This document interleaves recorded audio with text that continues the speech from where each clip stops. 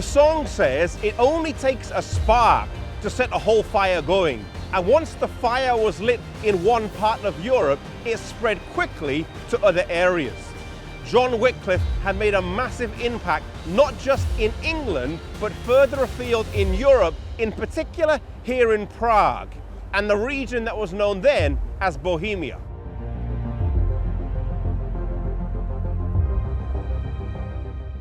John Huss was of humble birth, and his father died soon after he was born.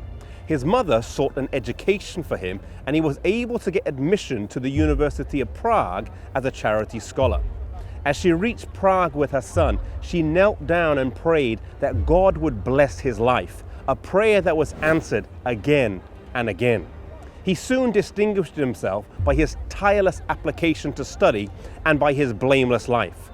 Upon completing his studies, he entered the priesthood and rapidly rose to prominence, soon becoming attached to the court of the king. In a few short years, he was the pride of his country, and his name was known all over Europe. Today, they've built a statue to commemorate him here in the Old Town Square.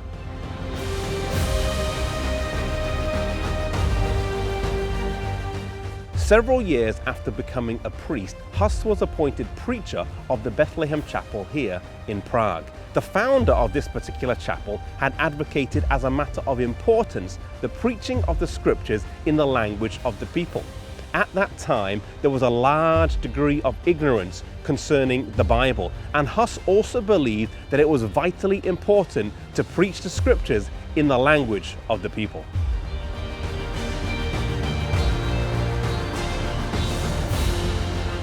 At this point in his life, Huss came in contact with Jerome, who would prove to be his right-hand man until his death. Jerome was a citizen of Prague, and he had brought back with him from a recent trip to England the writings of John Wycliffe. The Queen of England at that time was also a convert of John Wycliffe, and she was a Bohemian princess, and through her influence, his writings were circulated at length in Bohemia. Huss read them, believed their author to be a sincere Christian, and believed the writings to be true.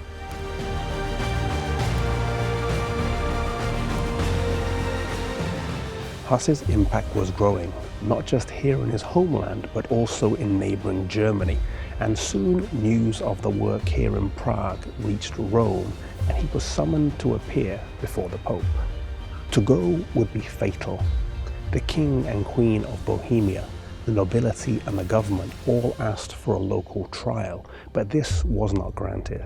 The trial of Huss went ahead in his absence, during which the city of Prague was put under interdict. This struck terror into the hearts of everyone. No church services could take place. Baptisms, funerals, weddings, those ceremonies that were so key to life in general were not allowed to take place, and through this means, Rome was able to hold sway over the people.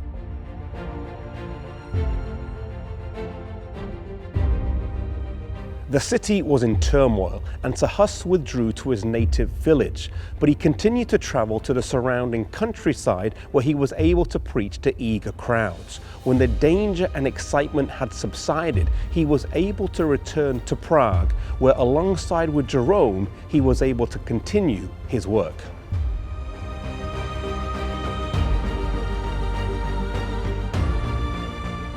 During this time in Europe, there was not one or two, but three rival popes, all claiming to be the vicar of Christ. This abuse of power in the church was something that many men strongly condemned, Huss being one of the loudest voices.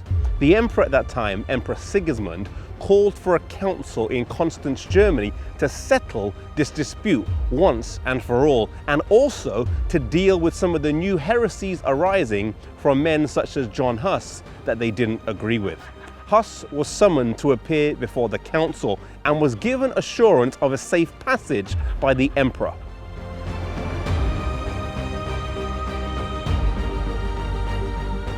Even though he came of his own free will and under the protection of the emperor, upon his arrival, Huss was thrown into prison.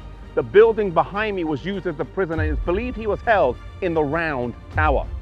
Jerome, his good friend, upon hearing of his plight and wanting to fulfill an earlier commitment that he had made, came here to the city. Upon his arrival, he realized there was little he could do, and he turned to go home, but the alarm had been raised and he was chased down and thrown into prison as well. The Council of Constance was in full swing, with over 18,000 ranking clergy here to settle the papal schism. Such was the moral bankruptcy of the church at the time, though, that in addition to them, there were also 1,500 prostitutes here as well.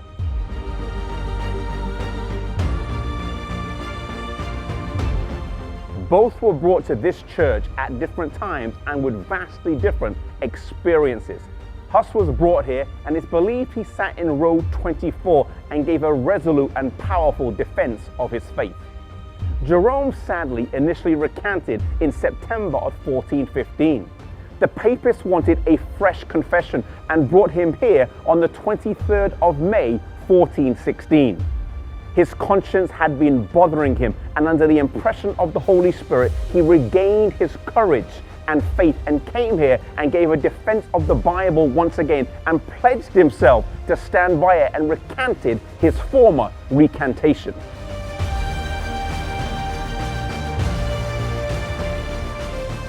Both were brought to this spot. Huss on the 6th of July 1415 and Jerome on the 30th of May 1416 and burned to death. Both bore themselves with courage right until the end, with one commentator saying, both bore themselves with constant mind when the last hour approached. They prepared for the fire as if they were going to a marriage feast. They uttered no cry of pain. When the flames arose, they began to sing hymns, and scarce could the vehemency of the fire stop their singing.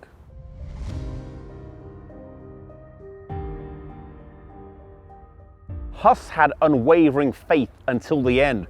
Jerome lost his, then regained it, but both died as heroes. Today, if you stumble or fall in your spiritual walk, know that you can regain the steadfastness, the courage, and the faith through the power of God. May today we have the courage of heroes and the faith of martyrs.